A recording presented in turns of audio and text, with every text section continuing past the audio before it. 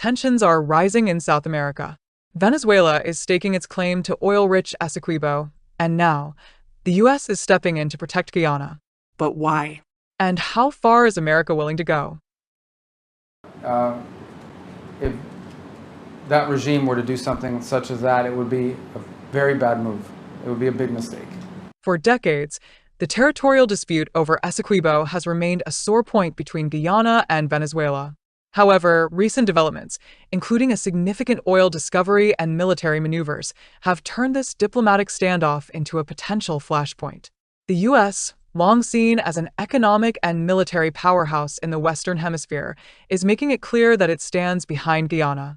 But is this stance purely about defending a smaller ally, or does Washington have bigger strategic interests in mind? The Essequibo region, a 61,600 square mile territory currently controlled by Guyana, has been disputed by Venezuela for over a century. The conflict dates back to colonial times, but in recent years, tensions have surged. The turning point came in 2015 when ExxonMobil announced a massive oil discovery off the coast of Guyana, instantly transforming the small Caribbean nation into a major energy player. This newfound wealth has intensified Venezuela's claims, with the Maduro government arguing that the area rightfully belongs to Venezuela. As Guyana moved forward with oil production, Venezuela ramped up its rhetoric, and in 2023, the situation escalated further when Venezuelan military forces conducted operations near Guyanese waters. The move was seen as a clear provocation, raising fears that Caracas might resort to force to assert its claim. In response, Guyana has sought international support, particularly from the United States, to deter any potential aggression. It would be a very bad day for the Venezuelan regime if they were to attack Guyana or attack ExxonMobil or anything like it. It would be a very bad day, a very bad week for them, and it would not end well for them. I'm not going to get into details of what we'll do. We're not big on those kinds of threats. I think everybody understands, and I want it to be clear. We've made this clear repeatedly. I think the U.S. Navy today is making it clear and demonstrating our ability to. We have a big Navy, and it can get almost anywhere. It can get anywhere in the world. We have commitments that exist today with Guyana. We want to build on those, expand on those, and we'll leave it for the appropriate time. But suffice it to say that if that regime were to do something such as that, it would be a very bad move. It would be a big mistake. Senator Marco Rubio's recent statement left little room for doubt. Any aggression by Venezuela toward Guyana or ExxonMobil's operations in the area would be met with a strong U.S. response. His warning, delivered with unmistakable conviction, underscores Washington's commitment to preserving regional stability and protecting American economic interests. But why does the U.S. care so much about this dispute? The answer lies in a mix of geopolitical and economic factors. First, the U.S. has a vested interest in ensuring uninterrupted oil production from Guyana, where ExxonMobil is one of the largest stakeholders. Second, Washington sees Guyana as a strategic partner in countering China's growing influence in Latin America. Finally, a conflict in the region could destabilize the broader Caribbean and South American economies, something the U.S. is eager to prevent. As a result, the U.S. has deepened military and intelligence cooperation with Guyana, reinforcing its commitment to the country's security. Unsurprisingly, Venezuela has not taken kindly to U.S. involvement in the dispute. Vice President Delcy Rodriguez has called Washington's actions a blatant imperialist provocation, arguing that Venezuela has every right to reclaim what it considers its rightful territory. President Nicolas Maduro, for his part, has remained defiant, continuing to push Venezuela's claim over Essequibo while dismissing international rulings that favor Guyana. Despite some diplomatic overtures, trust between the two nations remains low. Venezuela's past military actions and harsh rhetoric have made Guyana wary of any settlement that does not include strong security guarantees. The presence of U.S. forces and diplomatic backing provides Guyana with confidence, but it also raises the stakes, increasing the likelihood of a larger geopolitical confrontation. With tensions at an all-time high, the key question is whether this dispute will escalate into a military conflict. While Venezuela has not outright declared war, its continued military posturing raises concerns. Could Maduro, facing internal economic struggles, use the Essequibo dispute to rally nationalist support? If so, it would put Venezuela on a collision course with not only Guyana, but also the United States. Regional bodies such as CARICOM and the Organization of American States have called for diplomatic solutions, but Guyana is unlikely to negotiate under the shadow of Venezuelan military threats.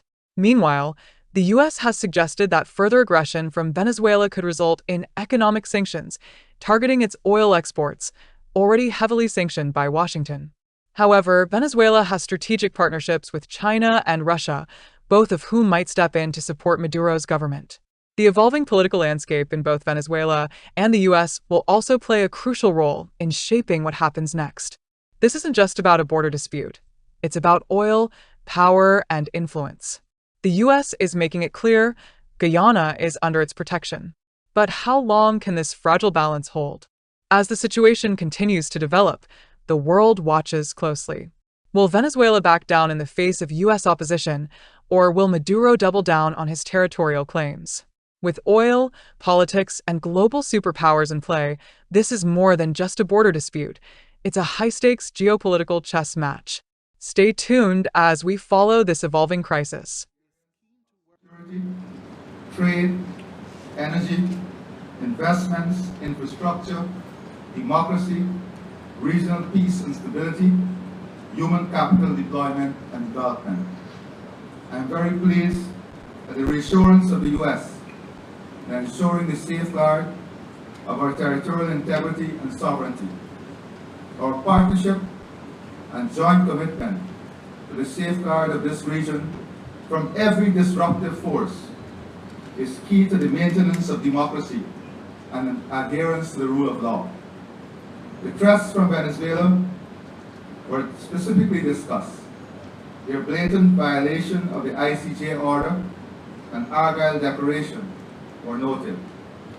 Our joint commitment in enhanced partnership in combating transnational crime, inclusive of narco-trafficking, human trafficking, money laundering, and all forms of smuggling, is reflected in the enhanced MOU signed today.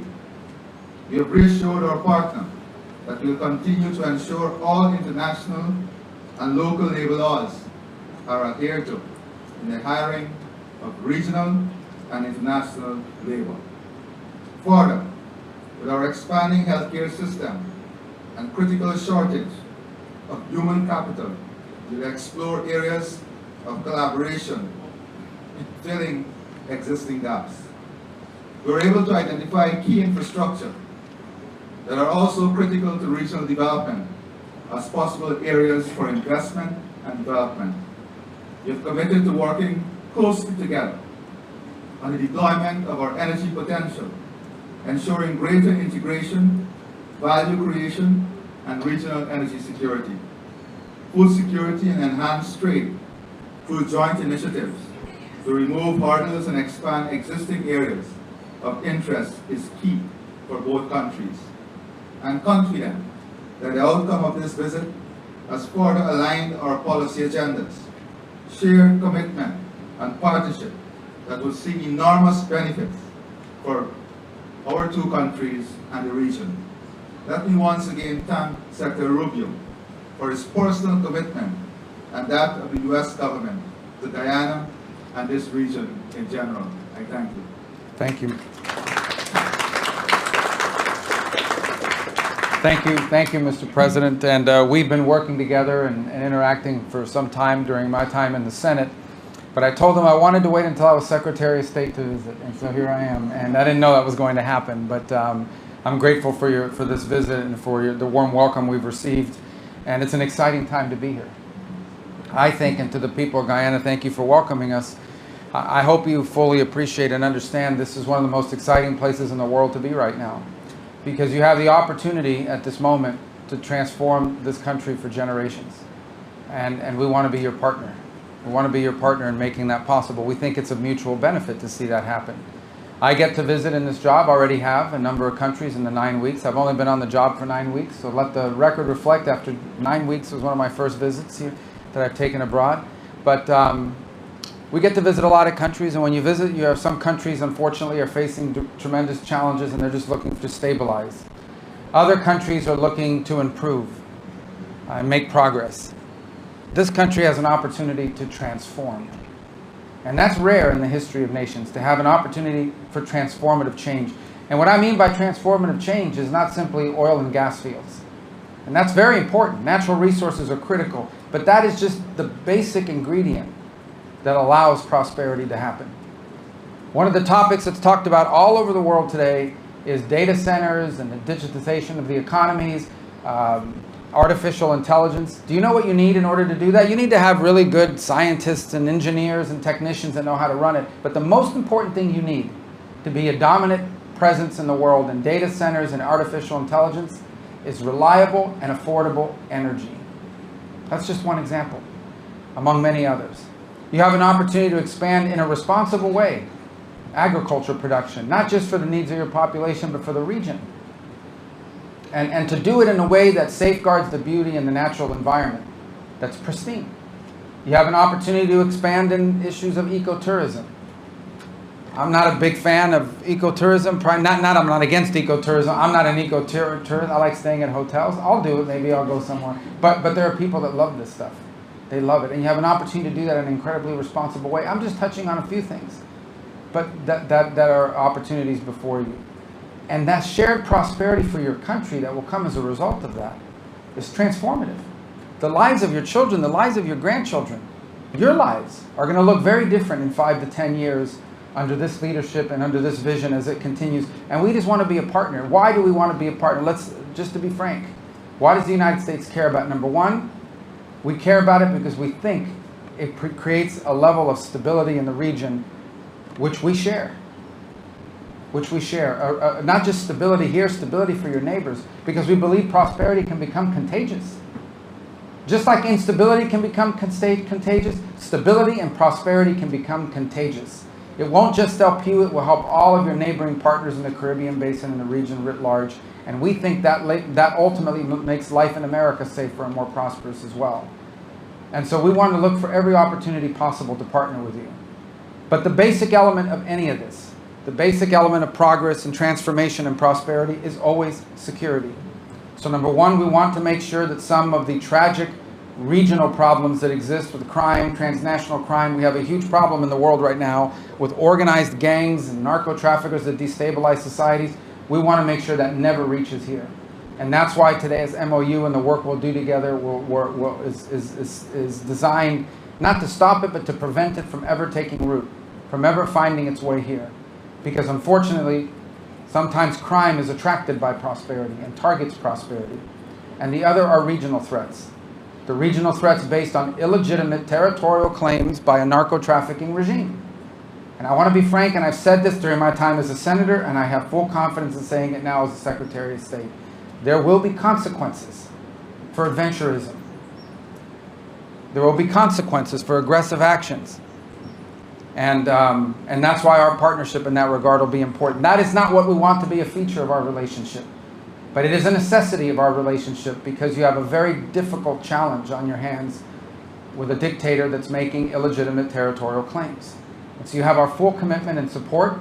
Today we're demonstrating it both in tangible ways, and we're going to look for ways to make it long-term and sustainable ways, to make abundantly clear that we are invested, both as a nation and from our people, in being your partner in transformation and in prosperity. And we will not allow illegitimate territorial claims to be an impediment to your dreams and to your right to develop this country into a symbol that I hope will inspire others to follow the example you set, Mr. President. So thank you for the chance to be with you.